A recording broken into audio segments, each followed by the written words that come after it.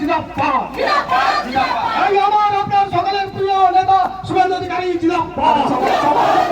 মুখ্যমন্ত্রীর পদত্যাগের দাবিতে বুধবার বিকেল 4টে থেকে সন্ধ্যে 6টা পর্যন্ত বিজেপির উদ্যোগে পূর্ব মেদিনীপুর জেলার কাথি 3 নম্বর ব্লকের মারিজদায় ব্লক কার্যালয়ের সামনে ধর্ণা মঞ্চ করে অবস্থান বিক্ষোভ কর্মসূচি অনুষ্ঠিত হয়। তাদের দাবি পূরণ না হলে তাদের আন্দোলন থামবে না বলে জানান বিজেপি নেতৃত্বরা।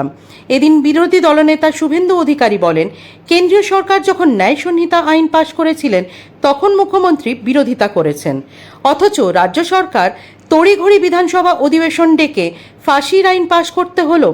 এর প্রতিবাদে কাথি 3 নম্বর ব্লক অফিসের সামনে অবস্থান ধর্ণা কর্মসূচিতে নামে বিজেপি। উদ্দেশ্য একটাই, মুখ্যমন্ত্রীর পদত্যাগ। যতদিন না পদত্যাগ করছেন ততদিন বিজেপির আন্দোলন চলবে বলে জানিয়েছেন রাজ্যের বিরোধী দলনেতা শুভেন্দু অধিকারী। এদিনের শুভেন্দু অধিকারীর নেতৃত্বে বিক্ষোভ সমাবেশে বিজেপির কয়েকশো কর্মী ও সমর্থকেরা হাজির ছিলেন। নেতা শুভেন্দু অধিকারী জিন্দাবাদ।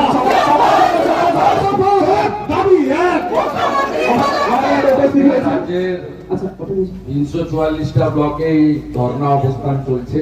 একটাই দাবি, কাল বিধানসভাতে এই রাজ্যে যিনি স্বৈরাচারী তাকে বসিয়ে রেখে আপনি ব্যর্থ হয়েছেন।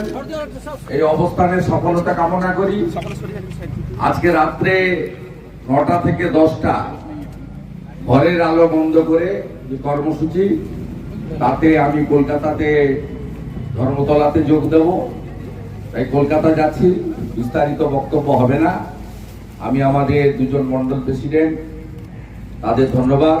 বিরোধী দলনেতা আছেন এখানকার পঞ্চায়েত সমিতি, তাকে ধন্যবাদ। আপনাদের সকলকে কৃতজ্ঞতা জানাই এবং আগামী সপ্তাহে জেলা থেকে ডেট পেয়ে যাবেন। কাঁথিতে 10,000-এর একটা মিছিল হবে।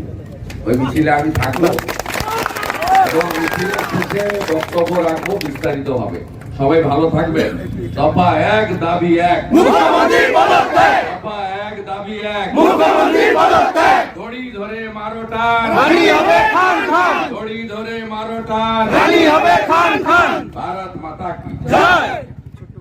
মুখ্যমন্ত্রীর পদত্যাগ। দড়ি ধরে মারো টান, রানী হবে খান খান। দড়ি ধরে মারো টান, রানী হবে খান খান। ভারত মাতা কি জয়। হয়েছেন এই অবস্থানের সফলতা কামনা করি।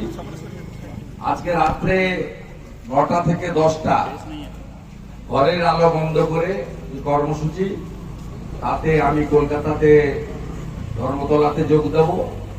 তাই কলকাতা যাচ্ছি, বিস্তারিত বক্তব্য হবে না। আমি আমাদের দুজন মন্ডল প্রেসিডেন্ট, তাদের ধন্যবাদ।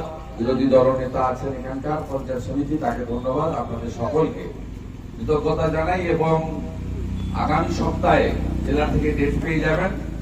কাঁথিতে 10,000-এর একটা মিছিল হবে। ওই মিছিলে আমি থাকবো এবং মিছিলের শেষে বক্তব্য রাখবো, বিস্তারিত হবে। সবাই ভালো থাকবে।